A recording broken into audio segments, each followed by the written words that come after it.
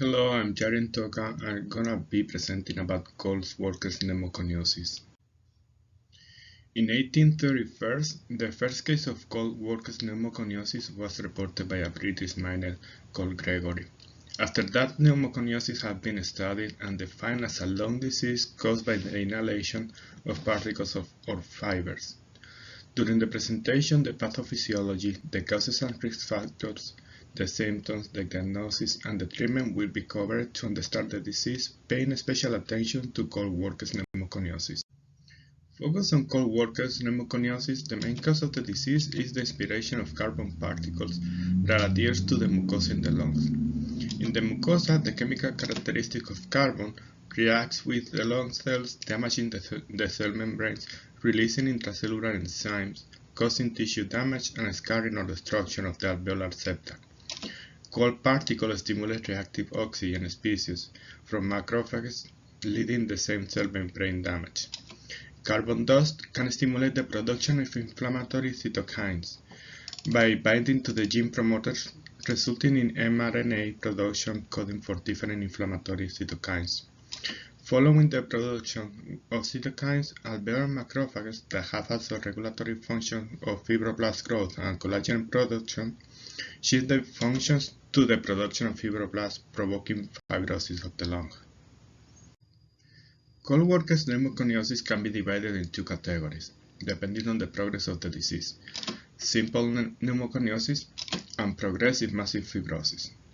In the case of simple pneumoconiosis, carbon is deposited in the lining of the lung, creating macules of 1 to 6 millimeters of diameter with irregular size.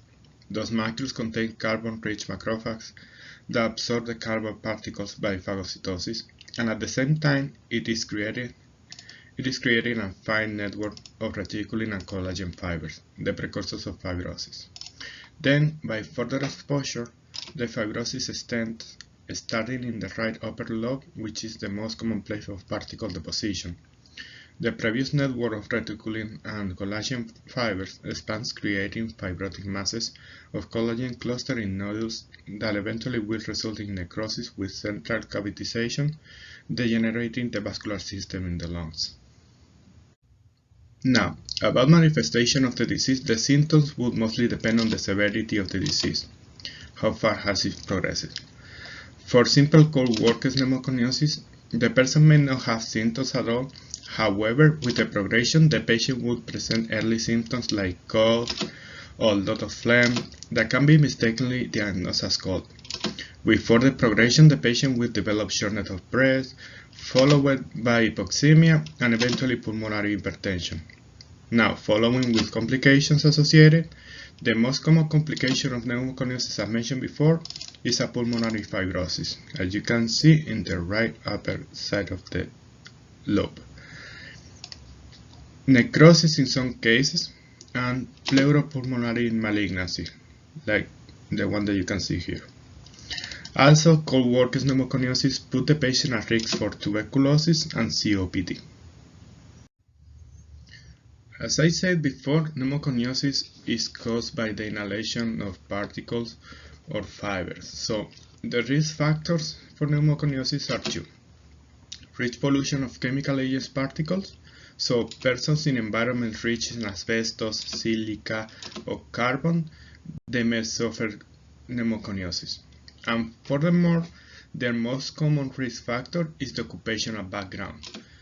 Miners are the most affected population, as the name of the disease suggests, cold worker. So that's why they suffer that disease most often than the normal population.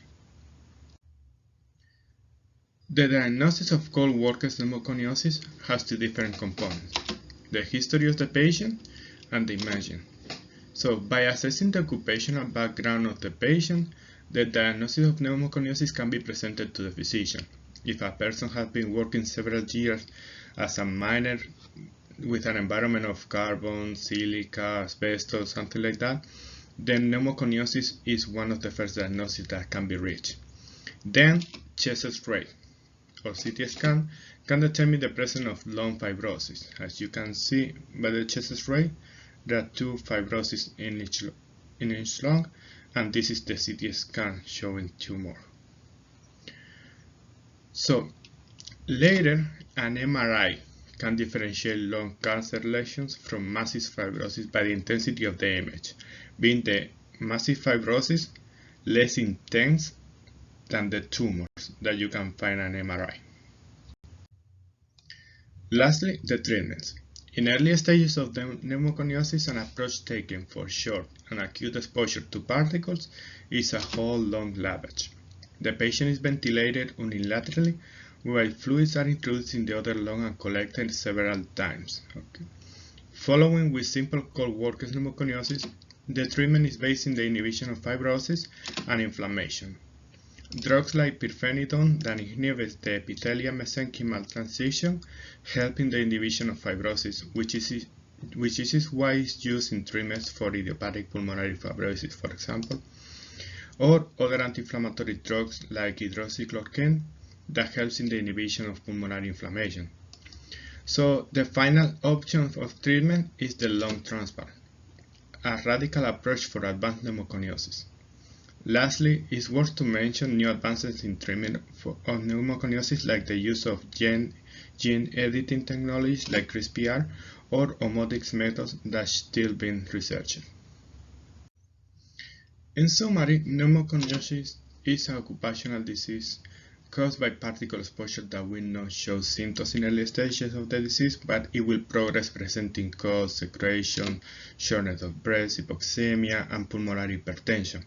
The diagnosis is based first in the occupation of the patient and by chest ray and CT scan to detect fibrosis. Once the diagnosis and the progression are determined, the treatments can include the lavage of the lungs for rapid and acute exposure, antifibrotic and anti-inflammatory medications, and as the last choice, a lung transplant for final stage of pneumoconiosis. Thank you. That's all my presentation. And here are the references.